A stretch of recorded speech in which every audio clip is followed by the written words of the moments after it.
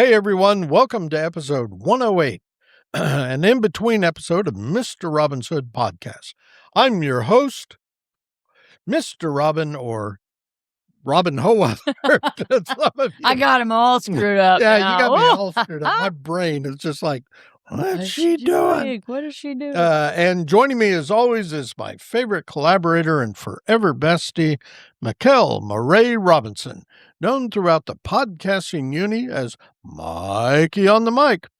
Say hello to our exceedingly brilliant listening audience, Mikey. Hello there, you brilliant morsels, you.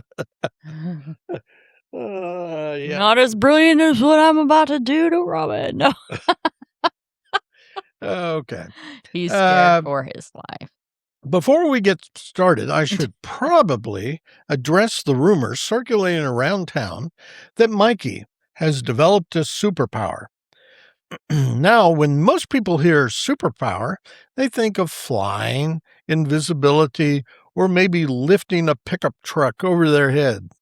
Not Mikey.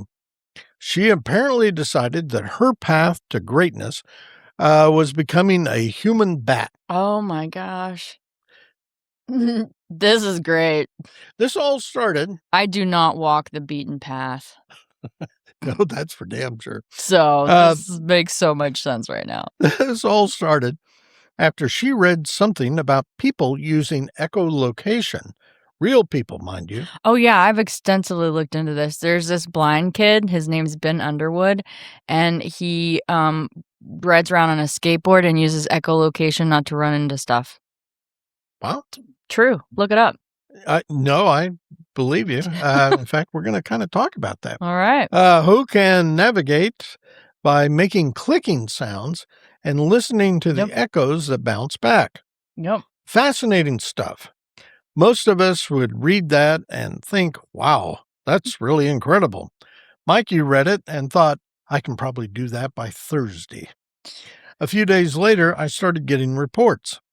The first clue something was wrong came from a local grocery store manager who called and asked me, does your friend normally communicate like a dolphin?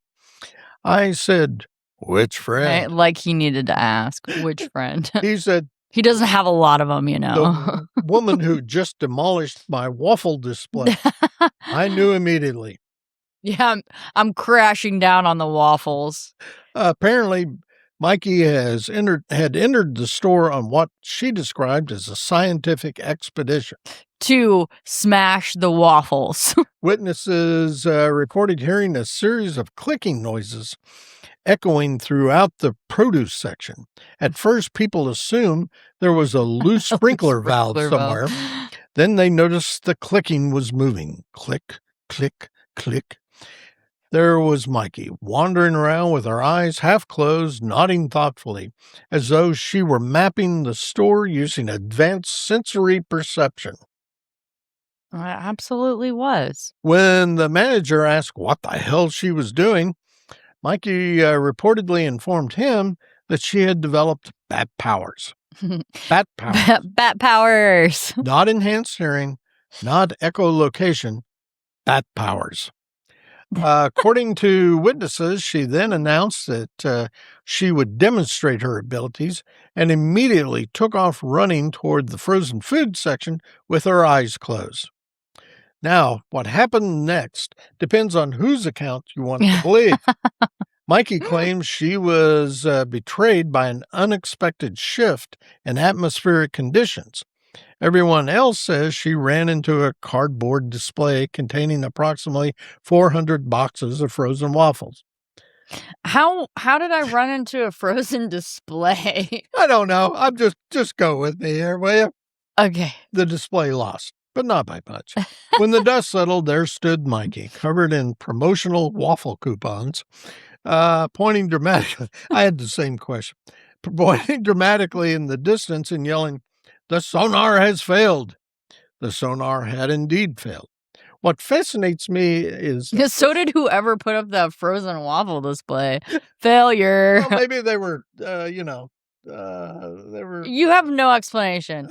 The only thing, like, I have this visual of, like, the waffles in their little stand, Yeah. and then this just, like, thing over the top of it just blowing the cold air on it in the middle of a grocery store, and then they're like, "Well, we don't have to use as much electricity to cool the place now that we've got the frozen waffle display." There you go. Any other questions? What fascinates Oh me my is god. that this experience did not discourage her. Most No, very few experiences discourage me. That is my problem. The fact that I'm not 6 feet under is quite the miracle. most people would take a waffle-related collision as a sign to reconsider their life choices. Mikey viewed it as valuable research. It is. Later that day, she informed me she had successfully located several hidden objects using echolocation. What hidden objects? I asked. A shopping cart, she said proudly. Wasn't the shopping cart in your hands? That's how I found it. That is, then there goes my screen. That's the level of confidence we're dealing with here. Is that really such a problem? So today we're talking about the very real and genuinely remarkable ability of human echolocation, a skill that allows some people to navigate the world in ways that seem almost superhuman. And we'll also be discussing the cautionary tale of Mikey, who spent an afternoon trying to become Batman and ended up getting defeated by breakfast foods. Honestly, if she ever does develop actual superpowers, I suspect the first thing she'll do is use them to get banned somewhere else entirely new. It's my favorite pastime. I wonder if Didn't you know that? I'm about to get banned from hole 2 over there at the Woodward Municipal Golf Course I'm wondering if we couldn't. by going out there and cooking me my waffles that I No, no, no, destroyed. no. I wonder if you could play golf by echolocation. Interesting. Wait, so, like, they can locate where all the obstacles are by clicking, like, Well, you're and it gonna. comes back, and then you're like, Yeah, "Oh, I know where the trees are, so I know where to hit my ball." yeah, because you've got. Yeah, you know where the trees are. Look, there's a bunch of You them would. out there trying now. You would have to. You would have to. I guess you would have to develop a very special echo for the flag, so you know where the green is. Yeah, I mean, and I suppose you'd have to be blind. You know, because from what I understand, I think it would be harder for somebody who had sight to develop echolocation. People that don't have the sight, like everybody that I've researched, because trust me, I've researched this. I think this is really interesting. Far, far long before Mr. Robin even brought it up, they needed help to navigate the world, so that's how they learned it. Mm. When you can see, you really don't need that help. So I don't know that you'd be able to learn it. Maybe we could all start walking around with eye masks on. Yeah. Yeah, it's a great idea. Call ourselves bats with powers. There you go. So this episode kind of mashes up with a recent episode we did on people with a unique superpower that enables them to see colors that most can't see.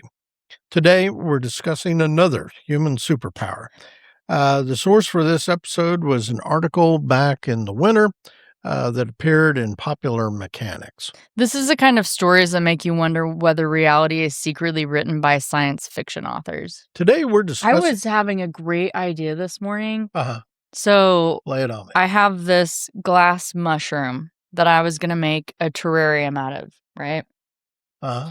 Well, instead, we went instead of it being like just plants in this terrarium, we made a habitat for bugs, like centipedes and roly-polies and all this stuff, right? Wow. Yeah, it's really cool. It's been fascinating. We've been feeding it like the like our vegetables that so you cut the ends off of the squash and we gave them the end of the squash and like the zucchini and the different vegetables, right? We put it in there. And there was a centipede under the lettuce leaf, like he was using it as a blanket. And I had this great idea of a short story about a person who can become the centipede, but that's the only animal or the only insect that they could, like, go to. Like, they couldn't be a cricket. Like, they see crickets and they know crickets, but the centipede is the only one that they could become, right? And so they're, like, inside the mind of the centipede. And so the centipede is being controlled by a human. And then while I'm watching the centipede thinking, oh, the little centipede is using that lettuce as a blanket, it's really the centipede being taken over by some other human. And that's as far as I got on the idea. And if you're thinking human centipede, it is not like that. This is a wholesome short story about somebody with the power to take over the brain of a centipede, okay? Back to it. Okay. All right, back to it. Today, we're discussing a human superpower. Finally. Not flying. Disappointing. Not invisibility. Also disappointing. Not laser vision. Extremely disappointing. But what if I told you that some humans can actually navigate the world using sound same way the bats do? Like sonar. Exactly.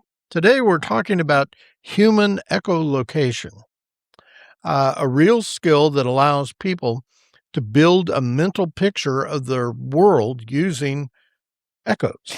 And and before anyone asks, no, we're not talking about yelling Marco and waiting for somebody to shout Polo. Maybe I could incorporate that into my short story about the centipede. Oh, there you go. Let's Polo when he wants his body back. Let's Oh my. You're not the only one that comes up with crazy stuff, Mr. Robin. Let's start with animals because animals are showing off again. Again. Every time I learn something new about animals, I become slightly more convinced humans got the budget version of evolution. Examples? Well, birds can fly. Spiders can create silk with tensile strength stronger than steel. And snakes can apparently smell in stereo. Which sounds like a feature upgrade nobody requested. And bats, of course, can navigate in complete darkness using sound, a skill known as echolocation. Meanwhile, I trip over furniture in my own house with the lights on and drop pedestals on my foot in the art gallery at the museum to where I have a black and blue nail that we are all debating will or will it not fall off. That is the question. Because it has been over 2 months and it is still there, black and blue. Huh. Maybe we should put a close-up of my toe. Like, people Yeah, believe we should me. do that. Well, evolution prioritized other skills. Such as paying taxes. A questionable trade-off. Yeah. For years, echolocation seemed like one of those animal abilities humans could never replicate, until scientists started paying attention to some extraordinary people. Our episode centers on a remarkable man named Daniel Kish. If Hollywood made this movie, people would accuse it of being unrealistic. Absolutely. Like, Daniel Kish was born with a rare retinal cancer called bilateral retinoblastoma, meaning he lost both eyes as a child. oh, that's an incredibly difficult start. It is, but something extraordinary happened. Let me guess, he became Batman. Close.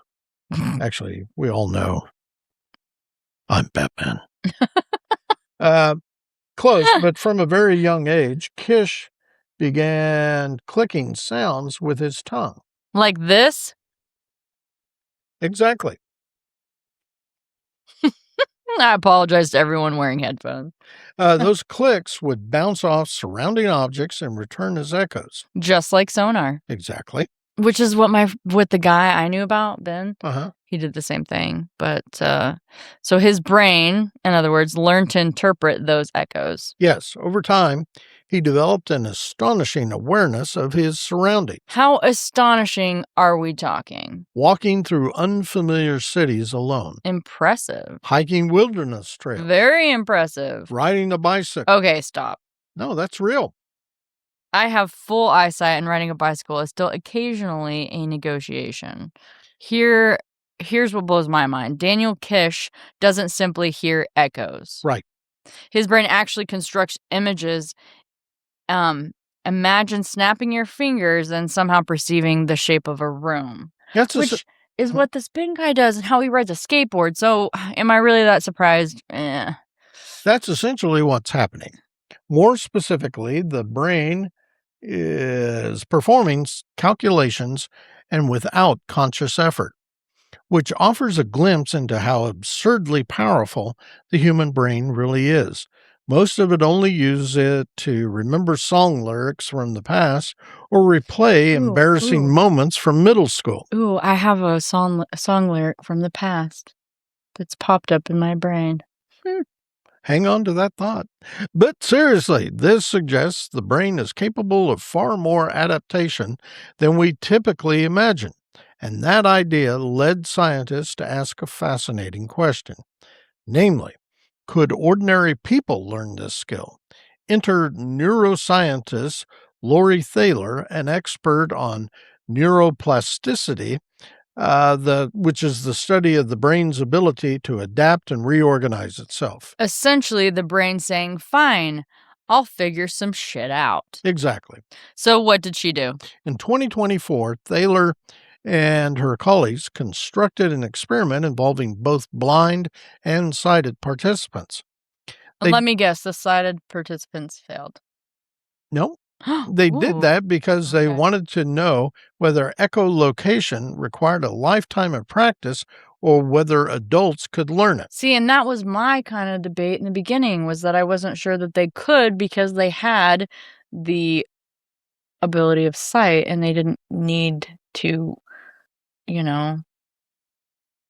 adapt, in other words. So anyway, well, it makes sense, I suppose. So the participants underwent 10 weeks of echolocation training. 10 weeks? Yeah, and learning to produce consistent clicking sounds and interpret returning echoes. It's basically bat school. But that's not the official scientific term. It should be, though. After training, researchers scanned participants' brains. Looking for changes? Exactly. And? They found increased activity in regions associated with both hearing and vision. Wait. I know, but yes, visual areas became more active. This included sighted adults. That's wild. The brain was essentially recruiting visual processing systems to help interpret sound information. It's like discovering your microwave can also mow the lawn. That's kind of an oddball analogy. I just had an interesting visual of, the brave little toaster. The only way that the mower would work if the brave little toaster went and, plugged himself in. We're friends. Let me give you some juice. And he plugs it in, and the mower's like, aha, okay. And then they mow the fucking yard together and shit. We should turn that into a children's book. Oh my gosh, that's such a great idea. The brave little toaster and the mower. The mower toaster.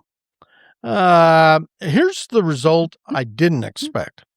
Scientists once assumed blind individuals would dramatically outperform sighted participants. Yes, that's what I would think too. But the study found no evidence that blind participants learn faster, which means sighted adults can also develop meaningful echolocation skills. Oh, that is huge, because that is not what I thought was going to happen. It suggests this ability is not exclusive to a rare few. The potential might exist in all of us. That's the exciting possibility as I see it. Okay, but reality check.